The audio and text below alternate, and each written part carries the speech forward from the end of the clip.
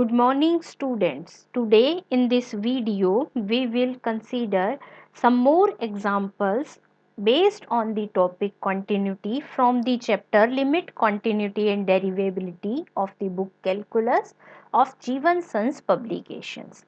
In the last video we have discussed a few examples of continuity based on definition of continuity. Now we will discuss some questions based on continuity but by using left hand limit or right hand limit concept or direct limit concept and formulas. First example, discuss the continuity at x is equal to 0 for this function.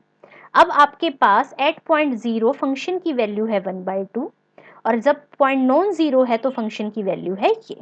अब ये जो function है इसमें zero के left और right इस function के behaviour पे कोई मेजर डिफरेंस नहीं है, तो आप इस फंक्शन की लिमिट एक ही बार में निकाल सकते हैं या लेफ्ट और राइट लिमिट सेपरेटली कैलकुलेट करना कंपल्सरी नहीं है। अब सबसे पहले हम निकालेंगे limit x tends to 0 f of x। जब भी आपको लिमिट निकालनी है तो सबसे पहले ये चेक करना है कि जिस पॉइंट पर आप लिमिट निकाल रहे हैं कि उसके लेफ्ट और राइट साइड कहीं फंक्शन का बिहेवियर डिफरेंट तो नहीं है।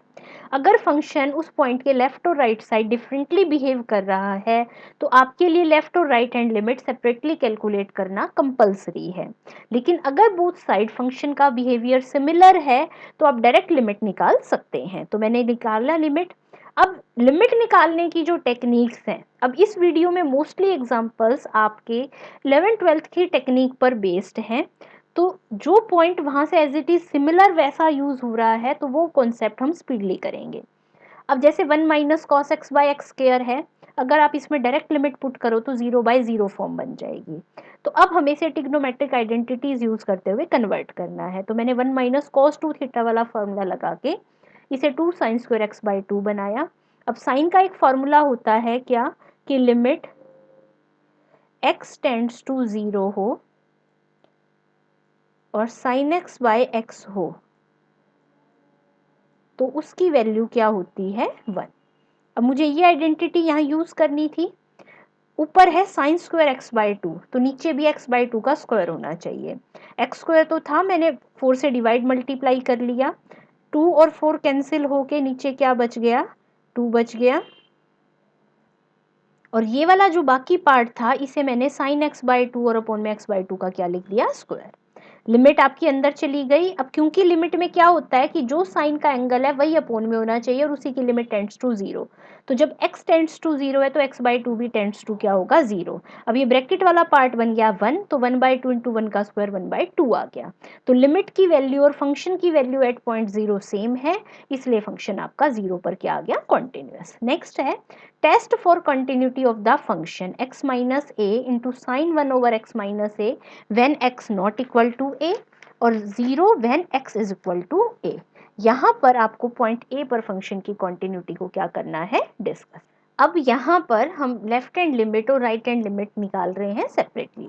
अब देखिए क्या है फंक्शन आपका, लिमिट हम सबसे पहले निकाल रहे हैं right hand limit x tends to a plus, ये है आपका फंक्शन। जब a प्लस निकालते हैं लिमिट तो x को क्या पुट कर देते हैं प्लस h, मैंने पुट कर दिया, a से a कैंसिल हो गया, यहाँ भी a से a कैंसिल हो गया, तो एक्चुअल में रिड्यूस हो गया h साइन 1/h। अब क्योंकि 1/h का बिहेवियर 0 के लेफ्ट और राइट डिफरेंट होता है, इसीलिए हमने लेफ्ट हैंड लिमिट और राइट हैंड लिमिट को सेपरेटली कैलकुलेट किया है। अब जरा ध्यान से देखिए, h टेंड्स टू 0 पुट करते ही h की वैल्यू तो क्या हो जाएगी 0। अब एक्चुअल में जो साइन 1/h है, क्योंकि आपको पता है कि साइन फंक्शन की वैल्यू ऑलवेज -1 और 1 के बीच में होती है। h जब 0 को अप्रोच करेगा तो 1/h की वैल्यू लार्ज बनती जाएगी, ठीक है ना। तो आपका जो साइन 1/h की वैल्यू है वो कोई भी फाइनाइट क्वांटिटी होगी -1 और 1 के बीच में, क्योंकि साइन की वैल्यू इन्फिनिटी तो कभी होती ही नहीं है। तो 0 के मल्टीप्लाई में जब कोई फाइनाइट क्वांटिटी है, नंबर चाहे कुछ भी हो ये बिटवीन -1 एंड 1, तो रिजल्टिंग आंसर तो आपका 0 ही आएगा। अब हम बात करते हैं राइट हैंड लिमिट की, तो x को क्या पुट कर दोगे आप a माइनस एच पुट करके आपका ये बच गया -h साइन -1। अब साइन ऑफ माइनस थीटा क्या होता है, माइनस साइन थीटा, तो ये एक माइनस बाहर आएगा और इस माइनस से कैंसिल होके प्लस हो जाएगा। तो यानी कि इस केस में भी आपकी वही सेम वैल्यू आ गई जो आपकी राइट हैंड लिमिट की थी। तो यहाँ आपने फिर वही कॉन्सेप्ट जो ये यहाँ था फिर से दोबारा मेंशन करना है, चाहे बुक में स्किप कर दिया है, क्या कि h टेंड्स टू 0 करने पे h की वैल्यू तो 0 है और साइन 1/h की वैल्यू हो जाएगी कोई भी फाइनाइट क्वांटिटी बिटवीन -1 एंड 1। तो रिजल्टिंग आंसर क्या आएगा आपका 0।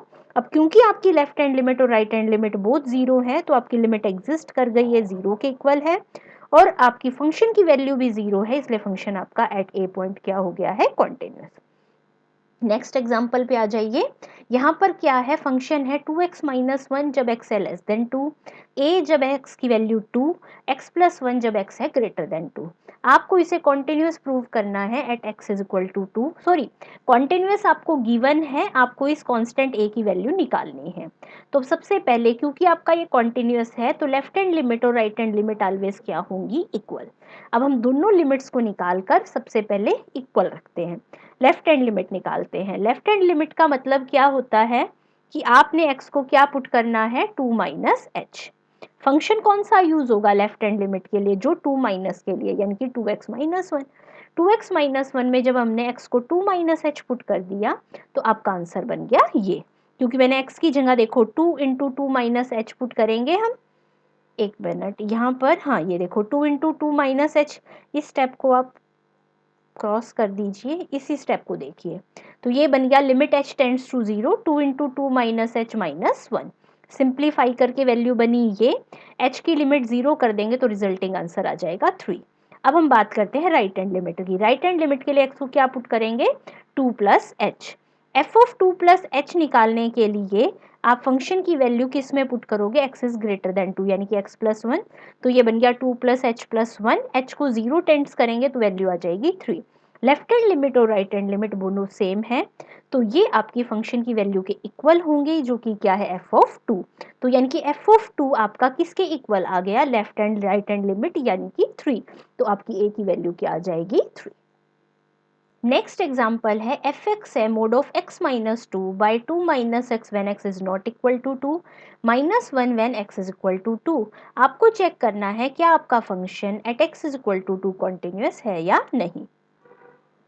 मॉडुलस एक्स फंक्शन की आपने डेफिनेशन पढ़ी है कि मॉड ऑफ एक्स, एक्स होता है जब x greater than equal to 0 हो और माइनस एक्स होता है जब एक्स इज लेस देन 0 हो। अब इसी डेफिनेशन को यूज करते हुए हम इस फंक्शन को सिंप्लीफाई करते हैं।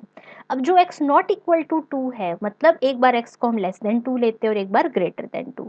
अब एक बात देखिए, जब एक्स लेस देन 2 है तो इसका मीनिंग क्या हुआ कि जो आपका एक्स माइनस 2 है वो आपका क्या होगा, लेस देन 0, ठीक है।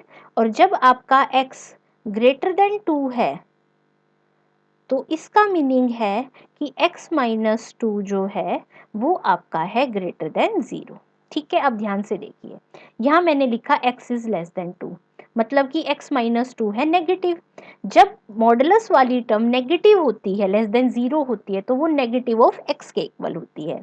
अब जरा यहाँ देखो, ये है मोड ऑफ x माइनस 2, जब x लेस देन 2 है तो ये किसके इक्वल होगा, माइनस x माइनस 2 के, ठीक है। ऐसे ही जब x ग्रेटर देन 2 है तो x माइनस 2 है ग्रेटर देन 0। तो जब x माइनस 2 ग्रेटर देन 0 है तो मॉडुलस x x के इक्वल हो गया। तो जब मैंने x ग्रेटर देन 2 का केस लिया तो ये मोड ऑफ x माइनस 2 की जगह क्या आ जाएगा, x माइनस 2 ही। सिंपलीफाई करके कैंसिल करके आपका सिंपल ये फंक्शन आ गया। तो अब आपको क्लियरली दिख रहा है कि जब आप लेफ्ट हैंड लिमिट निकालेंगे तो उसकी वैल्यू आएगी 1, राइट हैंड लिमिट निकालेंगे तो उसकी वैल्यू आएगी -1।